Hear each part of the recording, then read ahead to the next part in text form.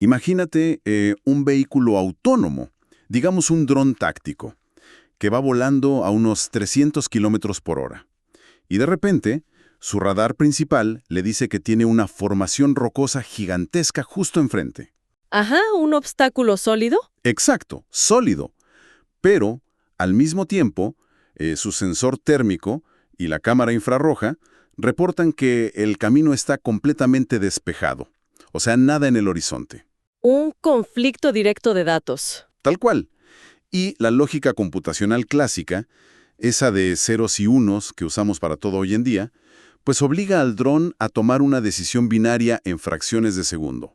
O le crees al radar o le crees a la cámara térmica. Y si elige mal, bueno, se estrella. Se estrella, así de simple.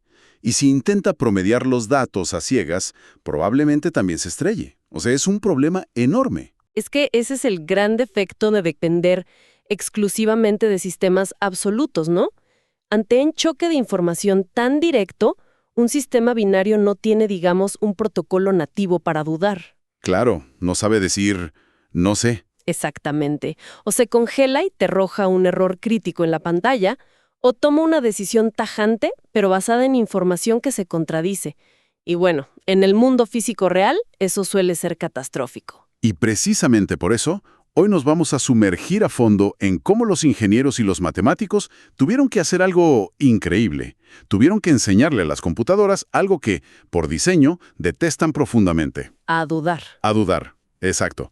En este análisis a fondo nos vamos a centrar en la lógica neutrosófica y cómo se está integrando de manera revolucionaria en los sistemas de información geográfica, o SIG, y en la topología espacial. Es un tema fascinante. Lo es. Y nuestra misión hoy es desentrañar cómo esta evolución matemática permite que cosas como los sistemas de navegación, los mapas satelitales y hasta la robótica autónoma logren modelar la incertidumbre pura. O sea, en lugar de obligar a la máquina a forzar una certeza falsa, vamos a ver cómo logra procesar el concepto de no lo sé para poder sobrevivir en un mundo que es, pues, intrínsecamente caótico. Y para entender realmente la magnitud de este cambio, creo que debemos retroceder un poquito, ¿no? Ver el problema fundamental de cómo procesamos la información. A ver, cuéntame. Durante siglos, digamos, la lógica clásica se basó en el principio de bivalencia. O sea, una proposición es verdadera o es falsa. Blanco o negro, no hay término medio. El clásico 1 o 0 de las computadoras. Exacto. Pero luego, por ahí de los años 60, surge la lógica difusa, y esto ya permitió introducir ciertos grados. Ah, claro. Un modelo difuso podía decir, este vaso de agua está un 70% lleno y un 30% vacío.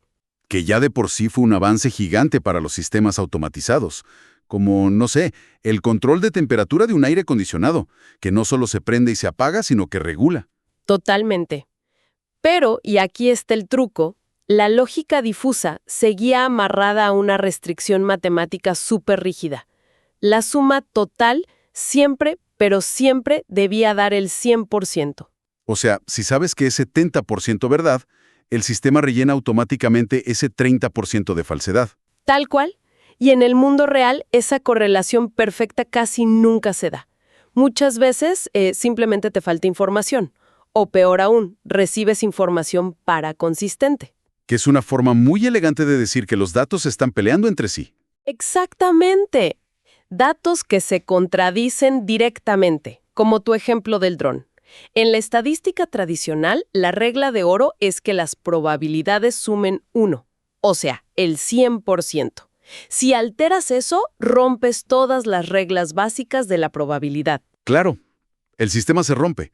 Entonces, ¿cómo entra la lógica neutrosófica a arreglar este desastre sin hacer que las matemáticas colapsen? Bueno, la solución la plantea un investigador llamado Florentin Smarandash allá por 1995. Él dice, a ver, vamos a desvincular las probabilidades por completo. Separarlas. Sí, separarlas. Introduce un modelo con 3 componentes que son totalmente independientes. La verdad, que representamos con una T, la falsedad con una F, y aquí viene el factor disruptivo. La duda. Exacto, la indeterminación, con una I. Y como ahora son independientes, estos valores ya no están obligados a sumar el 100%. A ver, me cuesta un poco visualizar eso en la práctica. O sea, si metemos números reales, ¿cómo se ve una probabilidad bajo esta lógica? Pues digamos que evalúas un elemento para ver si pertenece a una categoría. En notación neutrosófica, el sistema podría decir 50, 20 y 40. Ok, Eso significa hay un 50% de creencia de que es verdadero, un 40% de que es falso y un 20% que es puramente indeterminado. espera, pero 50 más 40 más 20. Eso suma 110%. Un sistema clásico te rechaza eso inmediatamente por desbordamiento de datos, ¿no? Exactamente. Y es justo ahí donde entra una innovación geométrica súper brillante para poder procesar esta anomalía. El cubo neutrosófico que fue desarrollado por J.E. Dysert en 2002. El cubo. Ok, imagino 3 dimensiones. Sí, imagínate un espacio tridimensional. El eje X es la verdad, el eje Y es la falsedad y el eje Z, que es el nuevo, es la indeterminación. Claro, le da profundidad al asunto. Exacto. En la estadística clásica, como a fuerza tienes que sumar 100%, cualquier cálculo está, digamos, atrapado en un plano bidimensional. No hay profundidad. O sea, la regla del 100% literalmente aplasta los datos contra la pared del cubo. Tal cual, los aplasta. Pero al usar el eje Z de la indeterminación, el punto de datos ya puede flotar libremente en cualquier lugar dentro de ese espacio volumétrico del cubo. ¡Wow! Si sumas los 3 valores y te da, por ejemplo, 80%, el punto se ubica en un área del cubo que grita incompletitud. Le dice al sistema, oye, nos faltan datos. ¿Y si da el 110% que decíamos antes? Pues el punto se va a otra región del cubo, una que se clasifica como paraconsistente. Eso es una alarma roja para el algoritmo, indicando que las fuentes de información están chocando, que hay un conflicto directo. Es que esto cambia por completo cómo analizamos el mundo. Fíjate, piénsalo con, no sé, un escenario de elecciones políticas. A ver, ajá. Un modelo tradicional solo te cuenta los votos a favor y los votos en contra, ¿no?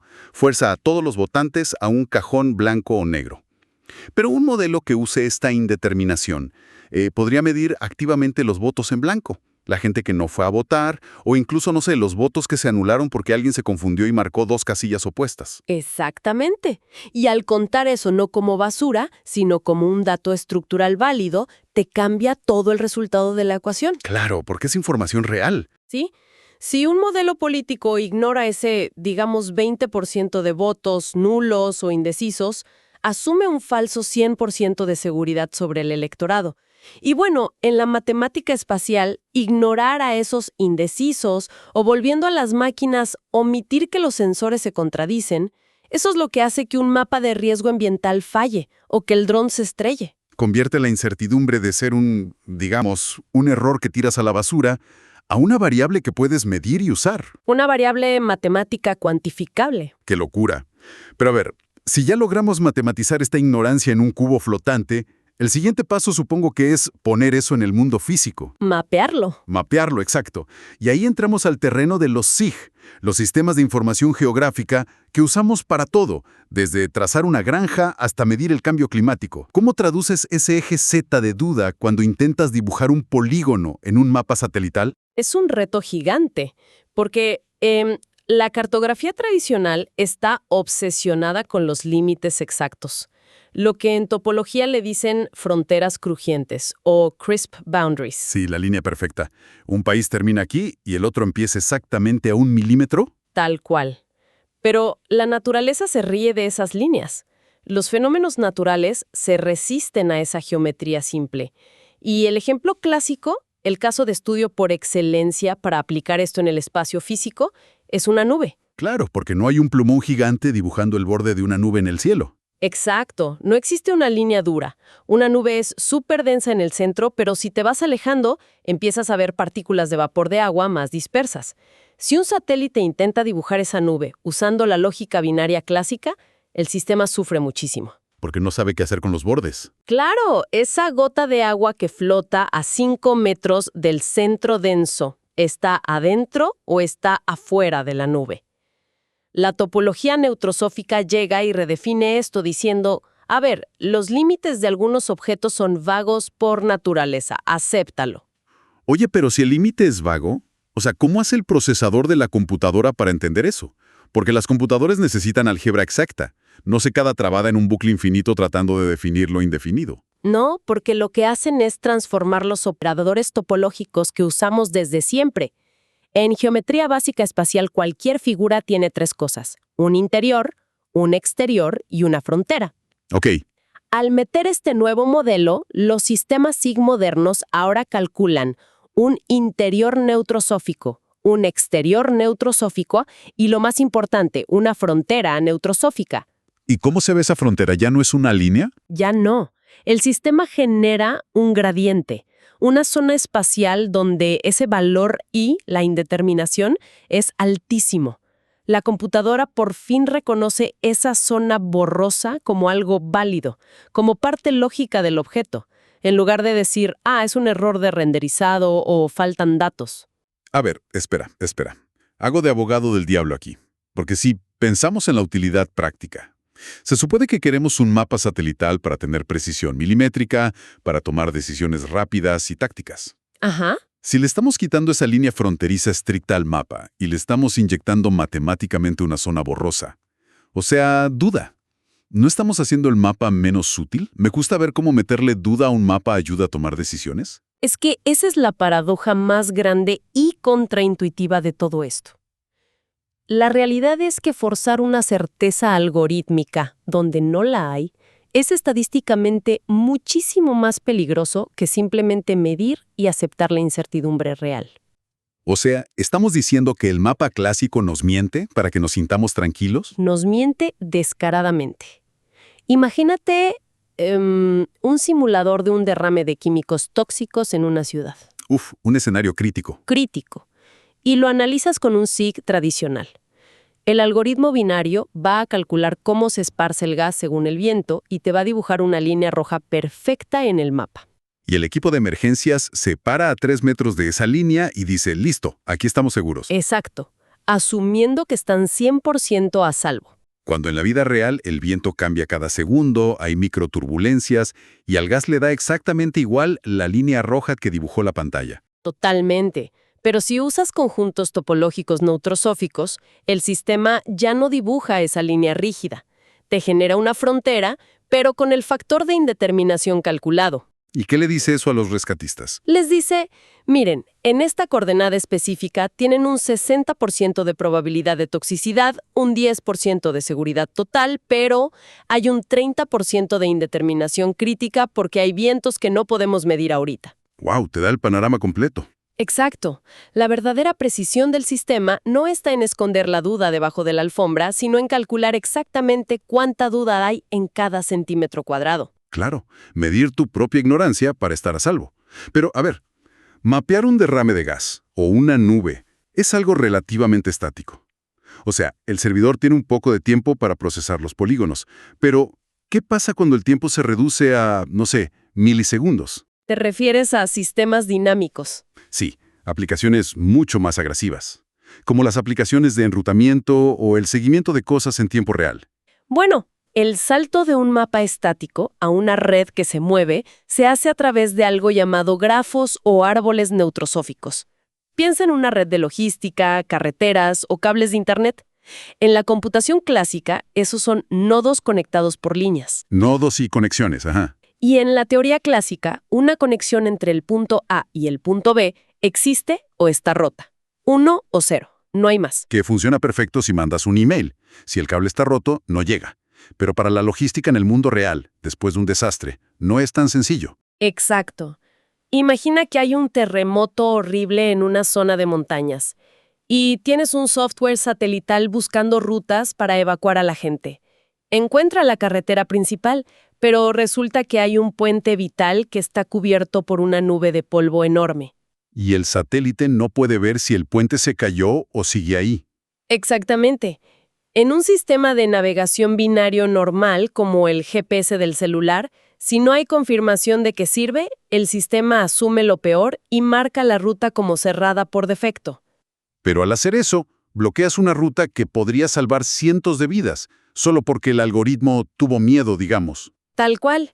Y si por el contrario, el algoritmo peca de optimista y dice, sí, está abierto, puedes mandar a los rescatistas directo a un barranco. Claro.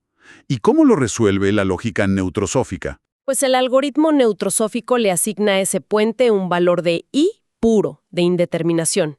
No lo marca abierto ni cerrado. Lo mantiene activo matemáticamente en la red, pero bajo la etiqueta de indeterminado. ¿Y eso para qué sirve en la práctica? Porque entonces el sistema puede disparar protocolos especiales. Dice, oye, esto es vital pero incierto. Manda un dron explorador rápido a esa coordenada específica para resolver la duda, en lugar de borrar la ruta del mapa o mandar a la gente a ciegas. Ah, es brillante. En vez de tomar una decisión a ciegas, delega la confirmación. Y esto, bueno, esto nos lleva directo al punto más extremo de lo que hablábamos al principio. La robótica autónoma. Sí, la fusión de datos en tiempo real. Porque aquí es donde el cubo neutrosófico entra con todo. Ese espacio paraconsistente donde las cosas sumaban más del 100% y todo chocaba. Porque en la navegación autónoma, los sensores siempre están en desacuerdo. Sí, y ese proceso de agarrar datos de todas partes se llama fusión de información. Imagina un robot avanzado, ¿no? Tiene radares láser, que son los LIDAR, tiene sonares, tiene cámaras normales, cámaras térmicas. Todos midiendo diferentes principios de la física al mismo tiempo. Exactamente.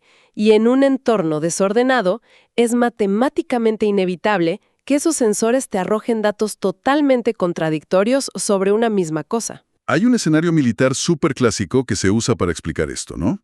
Es el de clasificación dinámica, donde el robot tiene que decidir en milisegundos si lo que tiene enfrente es un amigo, es neutral o es un enemigo. El problema clásico, tal cual, haz de cuenta que un sistema de defensa está en un bosque y tiene dos sensores vigilando. Llamémoslos fuente 1 y fuente 2. Ok. Pasa algo súper rápido por ahí.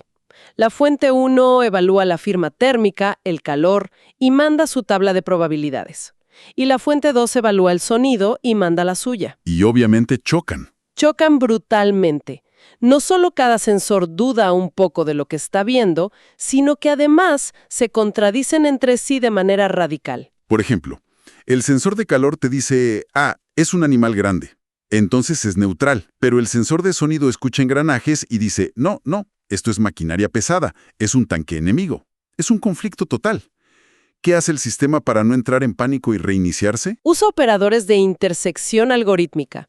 Son herramientas matemáticas, y la más común aquí es el operador mínimo. A ver, explícame eso. Cuando el cerebro central del robot recibe los datos contradictorios, no puedes simplemente sacar un promedio. Claro, promediar un venado y un tanque no tiene sentido. Te da un promedio falso y peligroso. Exacto. Diluye el riesgo. Lo que hace el operador mínimo es comparar la verdad, la indeterminación y la falsedad de la fuente 1 contra la fuente 2. Y de ese cruce siempre extrae el valor cuantitativo más bajo para las certezas. Espera, ¿por qué el más bajo? O sea, ¿por qué el mínimo? Pareciera que el sistema se está, digamos, autosaboteando al elegir quedarse con la métrica de menor confianza. Parece, pero es por un principio de precaución matemática extrema. Si el sensor de sonido está un 80% seguro de que es un tanque enemigo, pero el sensor térmico solo te da un 30% de certeza, el operador mínimo obliga a la máquina a anclarse en ese 30% para ese dato. Ya entiendo. No confía a ciegas en el 80% porque ese sensor podría estar descompuesto o escuchando un eco engañoso. Exactamente. Asumir el 80% basándose en un solo sensor cuando el otro te dice lo contrario es un riesgo inaceptable en un entorno hostil. Entonces el sistema desarma todas las piezas. Separa los datos de amigo, neutral y enemigo de los dos sensores. Extrae los peores escenarios, o sea, los valores más conservadores, con este operador mínimo. Y luego, con esos retazos, vuelve a armar el perfil. Tal cual. Y el último paso mágico es la cuasi normalización. El algoritmo agarra todos esos datos súper conservadores y los vuelve a colocar adentro del cubo neutrosófico. Para recalcular. Sí, recalcula el peso exacto de la indeterminación que quedó. Y a partir de ahí emite su veredicto final. Y el resultado es útil. Muy útil. Porque al final, la matriz consolidada le dice al controlador, mira, mis sensores se volvieron locos y se contradijeron. Pero evaluando la peor parte de la duda de cada uno, la probabilidad matemática más fuerte indica que esto es un enemigo. O sea, el dron fija el objetivo no porque esté 100% seguro, sino porque fue capaz de masticar el caos y estructurar esa incertidumbre mucho mejor que si hubiera tratado de forzar un blanco o negro. Exactamente. Le dimos a las computadoras la resiliencia para poder operar en un mundo real que sinceramente odia la precisión absoluta. Desde satélites ambientales hasta los microprocesadores de los coches que se manejan solos, integrar esta matemática neutrosófica hace que ya no se paralicen ante la paradoja. Ahora simplemente la procesan como si fuera algo natural. Es que hemos analizado un salto evolutivo fascinante hoy. O sea, empezamos viendo cómo esta tiranía de la lógica binaria clásica obligaba a las máquinas a, no sé, intentar meter un mundo borroso adentro de cajas perfectas. Y cómo eso no funcionaba. Exacto. Y luego vimos cómo meter esta variable y, la indeterminación, rompió ese techo artificial del 100%. Obligó a los matemáticos a crear el cubo neutrosófico en 3 dimensiones para que la duda tuviera su propio espacio. Y esa liberación fue la que cambió la cartografía espacial. Totalmente. Pasamos de dibujar líneas falsas alrededor de un derrame tóxico a dejar que el mapa confiese sus propios niveles de ignorancia para que los rescatistas no corran peligro. Y bueno, terminamos metiéndonos en el cerebro de los robots autónomos, viendo cómo fusionan datos en tiempo real. Aceptando el conflicto entre sus propios sensores. Es asombroso, la verdad. Darte cuenta de que el verdadero salto tecnológico del siglo no fue ponerle mejores cámaras a los robots, sino dotarlos de la capacidad algorítmica para dudar. Y esto, fíjate, tiene implicaciones súper profundas. Ya no es solo para el software de los mapas o los satélites. Es para toda la lógica de los sistemas automatizados que, nos guste o no, cada vez van a controlar más cosas críticas. Redes de electricidad, el tráfico de los aviones. Todo.